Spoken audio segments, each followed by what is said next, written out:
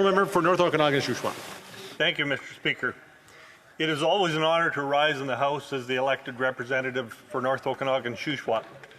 Actually, a riding that will no longer exist after the next election, but one which I've been honoured to serve for the past 9+ years, and I will continue to serve until the next federal election day, when I hope to be elected to represent the new riding of Kamloops-Shuswap Central Rockies. I have met with incredible people in every community across the North Okanagan-Shuswap, all with a passion for their community or their cause, and all dedicated to making our communities the best they can be. As we approach the end of the fall session here in Parliament, I wish to take a few moments to thank the public service sector employees, the healthcare workers, the first responders, the small businesses, the not-for-profit volunteers, and especially those supporting and running local food banks and support organizations for all you do for our communities. Your support is so critical, especially in these winter months when housing and heating costs are higher, when local produce isn't as readily available, and food banks see extra need. And during the grayer days that can lead to added mental health challenges. Thank you for all that you do. Whether it is big or small, to support our communities. Together, we are stronger. And I would like to remind everyone that sometimes all it takes is a call, just to say, "Are you okay?"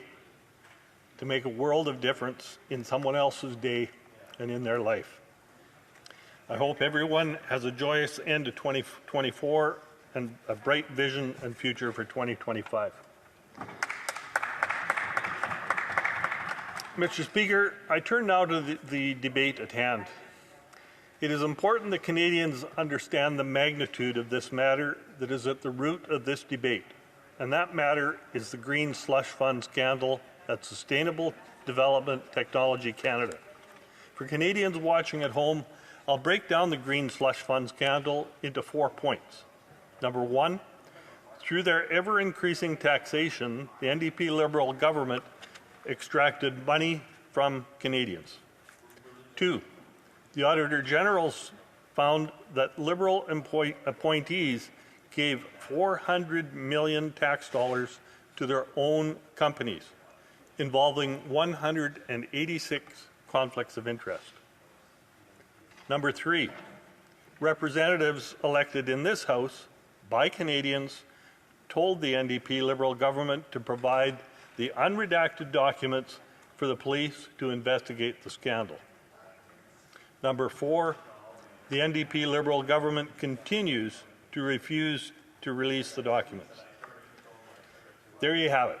The NDP-Liberal government took money from Canadians, gave the money to their buddies, and now they refuse to provide the documents of the scandal to the police because apparently the government has something to hide.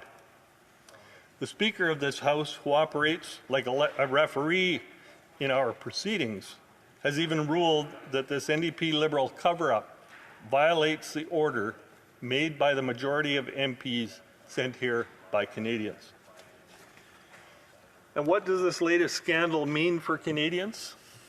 Well, rather than being focused on developing laws and policies supporting the lives of Canadians, the time and focus of the House of Commons is focused on trying to resolve the latest NDP-Liberal government scandal. I do not say this to diminish the importance of shining the light of truth to expose what lies beneath the government cover-up, because in doing so in this matter is indeed essential. Many Canadians will recall the Liberal sponsorship scandal and how 2 Auditor General reports and a public inquiry revealed that an ad agency executives and Liberal Party officials had corruptly handled more than $300 million, $100 million of which was funneled to the government and Liberal Party. Nearly 20 years ago, the sponsorship scandal was exposed by Conservatives because Conservatives forced the matter and insisted on exposing the truth. And today, here we are again, insisting on the truth being illuminated in this NDP-Liberal government green slush fund scandal. For Canadians, the green slush fund scandal also means that $400 million were wasted or stolen at a time when many Canadians can't afford to eat, heat, or house themselves. $400 million were wasted or stolen at a time when communities are struggling to deal with the housing crisis, the opioid epidemic, and aging infrastructures that need to be strengthened to withstand severe weather events and natural disasters. $400 million is a big figure, and when I speak with and receive emails and calls from the good people of the North Okanagan Shuswap, they're absolutely astonished by this massive amount of money that has been misappropriated. They're astonished because there are so many ways that those funds could have been allocated to benefit citizens who earned these tax dollars in the first place. $400 million could have gone a long way in supporting local governments, increase their climate adaptation of infrastructure to protect our communities from the effects of flooding. $400 million could have helped prevent destruction of natural disasters like the Adams Lake East and Bush Creek wildfires that ravaged the North Shuswap in 2023. $400 million could have gone a long way in capitalizing wildfire training and equipment. But instead, 1,200 residents in the Shuswap had to face the fiery infernos of 2023 and contend with rebuilding 176 destroyed homes and restoring another 50 homes. A lingering lethal threat of wildfires are the persistent threats. A lingering lethal threat of the wildfires are the persistent threats of landslides. $400 million could have supported assessments and actions to help the Shuswap with recovery in the short term and prevent more natural disasters in the long term. But the NDP-Liberal government chose to send $400 million to their friends through the Green Slush Fund scandal. No community in Canada has evaded the ongoing opioid crisis that has claimed over 47,000 lives since this Prime Minister ascended to power with his misguided policies. Conservatives have consistently pleaded for common sense policies and federal resources for addictions treatment.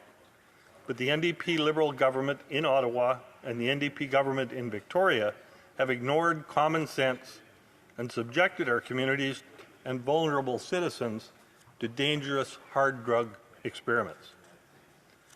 As the House of Commons and as representatives of all Canadians, we must guard against becoming unaffected by the lives that are lost every single day in communities of all sizes across our nation. We must resolve to learn from the failures of the Prime Minister and the failures of Premier Eby. $400 million could have provided new addictions treatment capacities to save lives. But instead, these dollars were prioritized for the Green Slush Fund to deliver that money to NDP-Liberal insiders.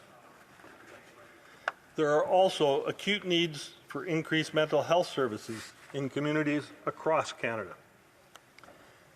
These needs could have been served if $400 million provided in the Green Slush Fund had been directed to supporting expansions of mental health services in Canada. The COVID-19 pandemic, government lockdowns, and social division stoked by this NDP-Liberal government took a toll on Canadians. Inflation and never-ending tax hikes have made life in Canada more expensive than it has ever been. This has taken and continues to take a toll on Canadians. While the NDP-Liberal government pats itself on the back, for saddling generations of Canadians with unprecedented levels of public debt, Canadians see their standard of living being eroded. Home ownership is a mere fantasy for most young adults in Canada. All these NDP-Liberal government policy outcomes are undermining mental health across our country. Mr. Speaker, just imagine the mental health services that could have been expanded by the infusion of $400 million that was sent to the NDP-Liberal insiders through the Green Slush Fund. The ongoing NDP-Liberal government cover-up suggests the government is hiding the documents from the police for a reason. The government cannot explain why they blew $400 million in yet another scandal rather than making a positive difference for mental health services. Shame on this NDP-Liberal government. Mr. Speaker, this NDP-Liberal government talks a big game when it comes to housing crisis, but they chose the Green Slush Fund scandal over homes for Canadians. In order to accelerate construction of new homes, we need more Canadians certified in the skilled trades. This reality is not a new concept. It's been known for years.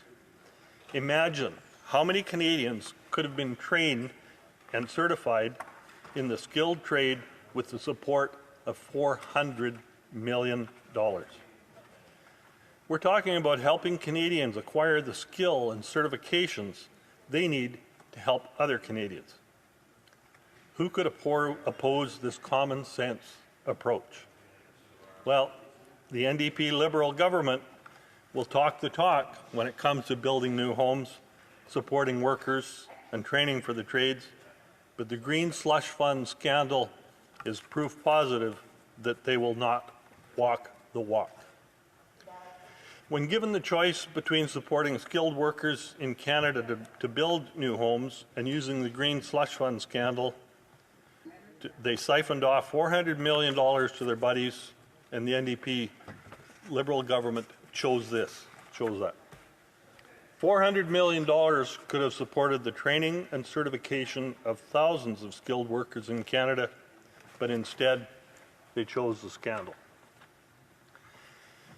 Across Canada, there are people holding professional credentials from other countries, but they cannot perform their professional work they are trained in because their credential is not recognized in Canada.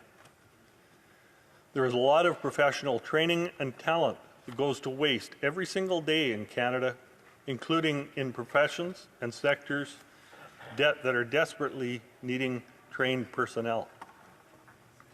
Rather than developing creative ways in delivering hundreds of millions of dollars to insiders, why didn't the NDP Liberal government develop creative ways of unleashing this unused professional training? If foreign credentials and training have had parity with those in Canada, why are those credentials not recognized? If foreign credentials and training do not meet Canadian standards, why isn't the NDP Liberal government investing in a system for assessing and upgrading foreign credentials?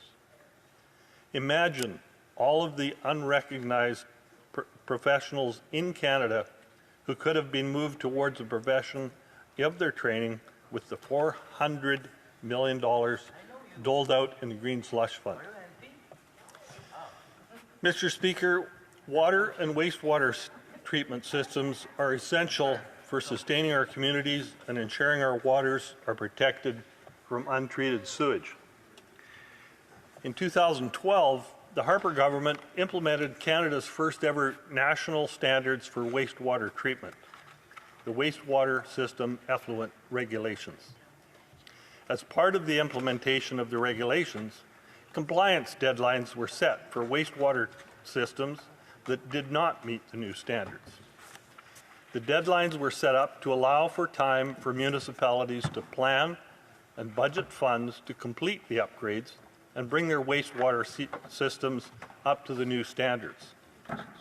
Today, 12 years after the Harper government implemented the wastewater treatment standards, communities large and small across Canada have yet to achieve the standards. Why? First, the Liberal government, propped up by the NDP, pushed the compliance deadlines far down the road and this was done by the member for North Vancouver when he was the Environment Minister. Second, the government has failed to prioritize the support for upgrading wastewater treatment systems.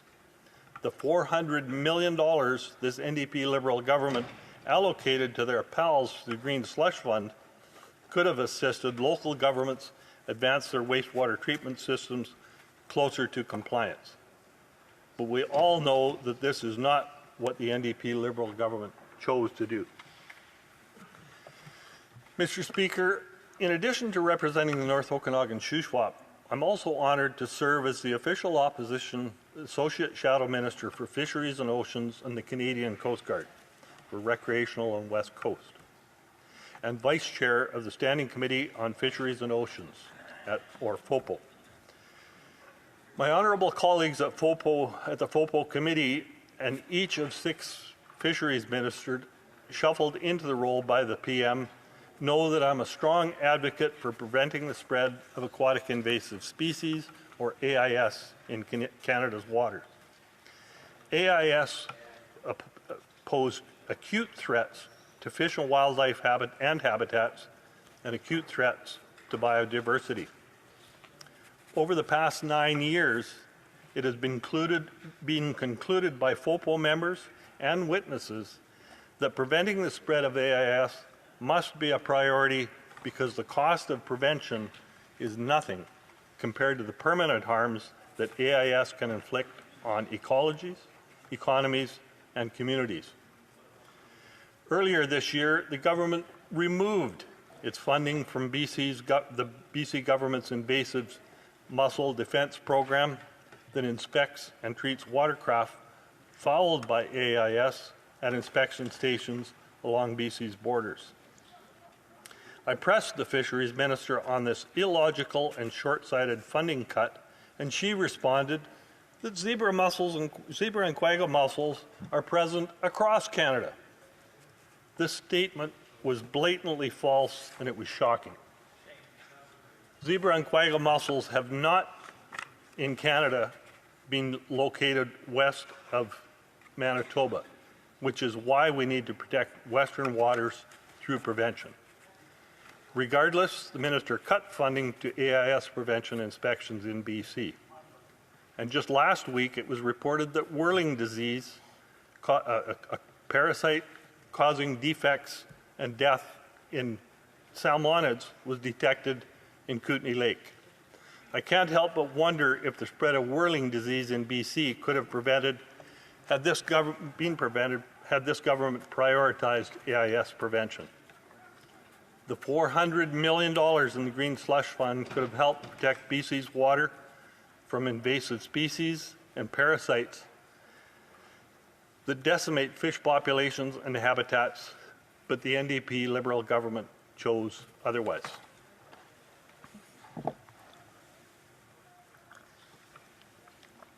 So as I close out my time today and we approach the holiday season, I first want to take just a minute to thank some people.